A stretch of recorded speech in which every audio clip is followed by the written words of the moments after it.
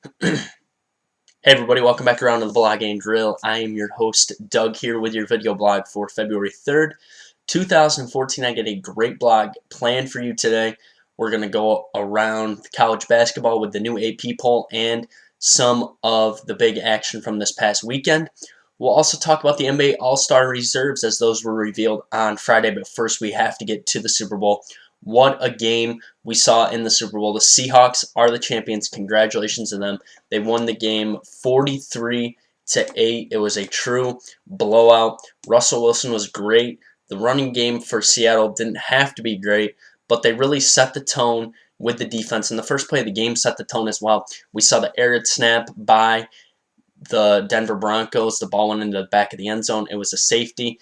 They come back. Seattle comes back, and they run Percy Harvin off a little jet sweep, and he goes for about 30 yards. So really, Percy Harvin, who I thought would be an X factor, really set the tone there. Russell Wilson made some big throws throughout the game on third down, finding Curse, finding Harvin, finding Lockett, finding all kinds of guys. Doug Baldwin, the big guy with some big catches as well. Just a major thing there. Really showed some great throws, good arm strength, threw some deep balls as well. Percy Harvin, the X factor for sure, only had 7 offensive snaps all year, made some big plays in this game off the run. Of course, he had the kickoff return to start the second half when they tried to kick away from him, and he took that one back all the way to the house for 6. And the key, Denver, I think, came out too tight. They came out not real loosey-goosey. Seattle, nobody's ever been there before. They were loose. They were ready to go. And the pressure they got on Peyton Manning, I said the key would have to be that they had to get pressure on Peyton and force turnovers. And this Seattle defense is not just the Seahawks. They are ball hawks.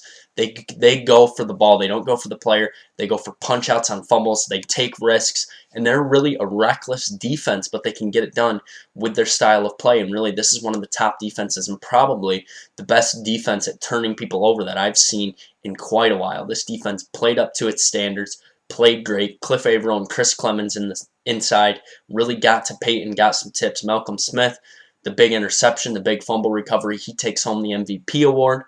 And just some great plays. They're reckless. They get it done.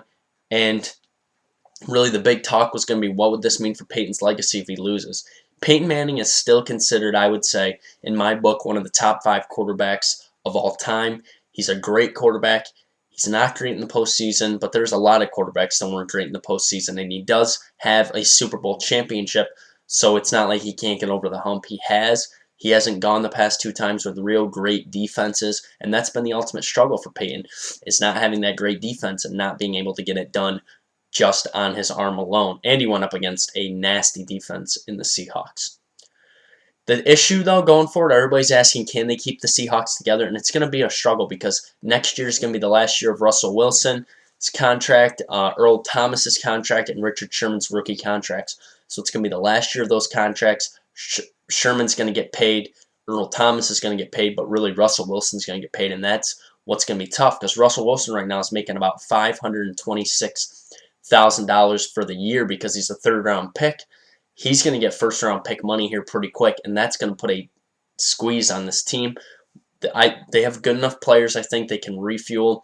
We'll see what they do, but I think this team could be good next year and down the stretch because Russell Wilson's a good quarterback. We'll just see if they're able to get weapons around him on both sides of the ball. But one of the best team defenses overall that we've ever seen for sure. All right, time to get to college hoops, and really this game on Saturday definitely outshined the Super Bowl. Duke versus Syracuse at the Dome. Syracuse winning 91-89. C.J. Fair, Jeremy Grant, huge for the Orange. This game went to overtime after Rasheed Suleiman hit a big 3 at the buzzer to send it into overtime. Jeremy Grant really made it happen in overtime, scoring 8 of their 13 points. In the extra session, we saw Jabari Parker foul out on kind of an iffy call, but there was some iffy calls down the stretch. Tyler Thornton, 1 point, was standing out of bounds. No out of bounds was called. But really, Trevor Cooney hit some big shots. Tyler Ennis made some big free throws. And the Orange came off a huge win there in front of a record crowd of 35,446 people. The next team I want to talk about, Arizona and Cal. Arizona, #1, goes down. Syracuse is the new #1, receiving all the first place votes. Justin Cobbs hits a big late jumper. And the big loss, though, for Arizona is that they lose Brandon Ashley for the rest of the year with a knee injury. So that's a big loss for the Wildcats for sure. Let's go right now. We're going to look at the new AP poll before we talk about tonight's SU game. So the new AP poll has been released. It is an interesting poll for sure. Arizona drops 1 spot to number 2. A little bit suspect there, but there is teams below with more losses. So, I mean, I guess they did just lose at the buzzer. Cobbs hit a huge shot at the buzzer. And the new AP poll, I'll just hit some highlights of it for you. Syracuse is now number 1. Arizona 2. Wichita State, or Florida 3. Wichita State 4. And San Diego State is in at number 5. Okay, so that's what we got there. Let's go to the complete. Let's go to the complete rankings at this point. Here they come. The week of February 3rd, Syracuse, which Villanova back up to number 6 after being at number 9. Then we got Cincinnati and Kansas 7 and 8. Michigan State and Michigan. Michigan's all the way up to number 10. Okay, Michigan up to number 10. Duke jumps up to number 11. Okay, I can buy it. Creighton 12, St. Louis 13, Louisville 14, Texas 15, Iowa State 16, Iowa 17, Kentucky 18, Oklahoma State 19, Virginia 20, Oklahoma 21, UConn 22, Gonzaga 23, Memphis 24, Pitt number 25.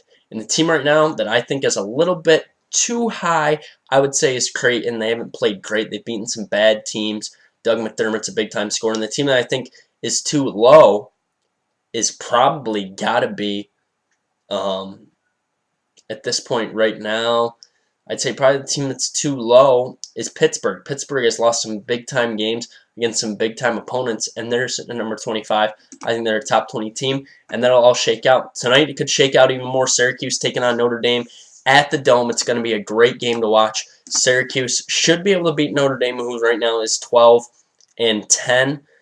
It's going to be a tough game, though. Syracuse coming off that big-time win at home over the weekend, back at home tonight. And I think the Orange will win. I got the Orange by 12 in this one, so it should be a good matchup.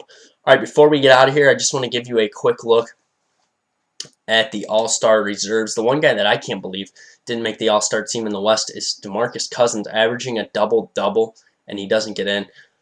East reserves, DeMar DeRozan, Joe Johnson, John Wall at your guards, Chris Bosh, Paul Millsap, Joakim Noah. Your forwards, like all those, and Roy Hibbert will be your center. West reserves, James Harden, Damian Lillard, Tony Parker, Chris Paul are your guards. I don't think Paul will play. And your forwards, LaMarcus Aldridge, Dirk Nowitzki, and Dwight Howard.